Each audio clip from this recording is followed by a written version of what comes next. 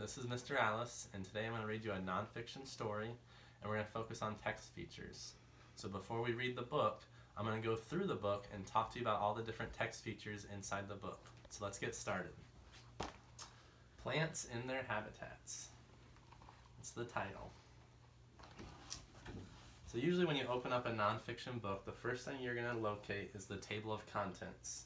This tells you where you are going to find the information inside the book. So it has the introduction, chapter 1, chapter 2, chapter 3, chapter 4, and it tells you all the pages that those are on. That's located at the beginning of every book in nonfiction text. And then usually when you open up a nonfiction book, if you look at the top, there's going to be a heading. Okay? The heading for this is Surviving Near a Pond. And if you look closely, you're going to see some different things inside the book. For example, if you look here, you're going to see a label. This tells you what is on the picture.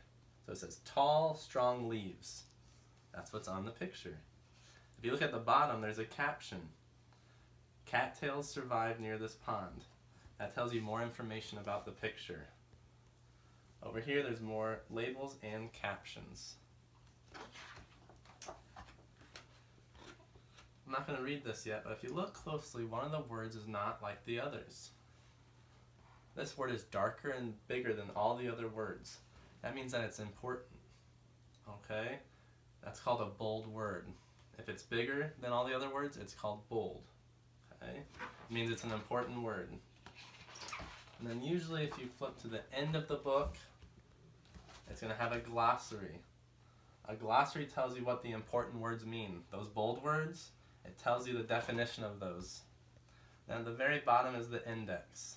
The index tells you where you can find parts of the book. So this says the Arctic. I can find things about the Arctic on page 12. This is the desert. Desert I can find on page 10 and 11. So it just outlines where you can find information in the book. Okay? So with that said, now we can get started. Plants in their habitats.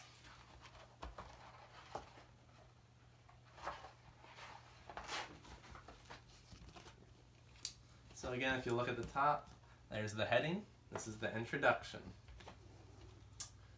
Plants live in many different habitats. Plants need water, air, light, and a place to grow. And if you look at the bottom, there's a caption. So let's read that. Plants live where they can get the right amounts of water, air, light, and space.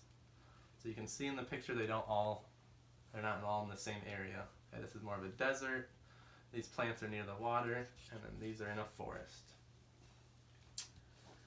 Many plants have adapted or changed to survive in their habitats. This book shows some ways that plants have adapted. That means how they've changed over the years. Okay, and then you can see there are some bold words, some important words in the story.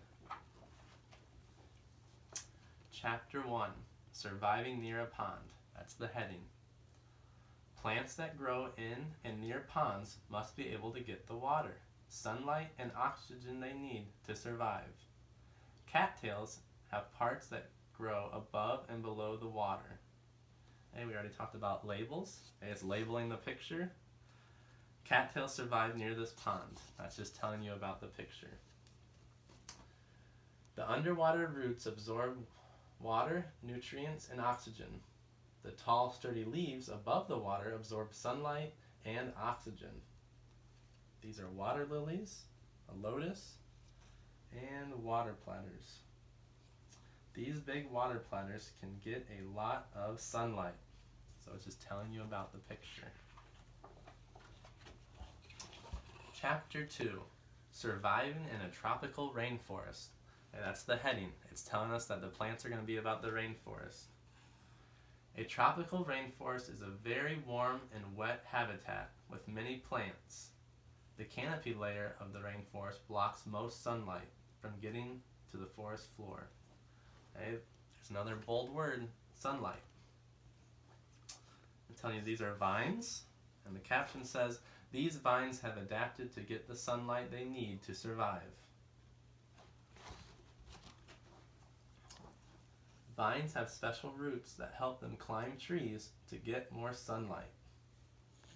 There's some more labels and a caption.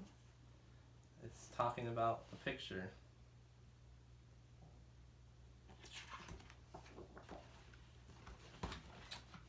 Chapter 3, Surviving in a Desert. So these are going to be about plants in the desert. A desert is a very dry habitat. Some plants, like cactuses, survive with very little water. Okay? This is a cactus. It doesn't need that much water to survive. It says water is inside this thick stem of these saguaro cactuses. Cactuses have thick stems that hold water. The thick stems help cactuses survive in the dry desert. Some more labels and captions. It says these plants survive with very little water. So once again, plants in the desert, they don't need a lot of water to survive. Chapter 4, Surviving in the Arctic. The Arctic is a very cold and windy habitat. So how do plants survive in this habitat? It says bearberry plants grow close to the ground and have thick, tough leaves. These leaves protect the plant from cold temperatures and strong winds. Okay? So these are thick and tough leaves, and that's what protect it from the cold and the wind. Okay, some more captions. And finally at the end, the heading is conclusion. That means what the book was about. It says plants live in many different habitats. All plants need the same things to survive in their habitats. There's a pond, rainforest, vines, cattails, desert, Arctic, cactuses, and bearberry plants. It says plants have adapted to stay alive in their habitats. And then we've already talked about the glossary. This talks about the important words, the bold words, and the index tells us where we can find the information. Okay? Thank you for joining me. See you later.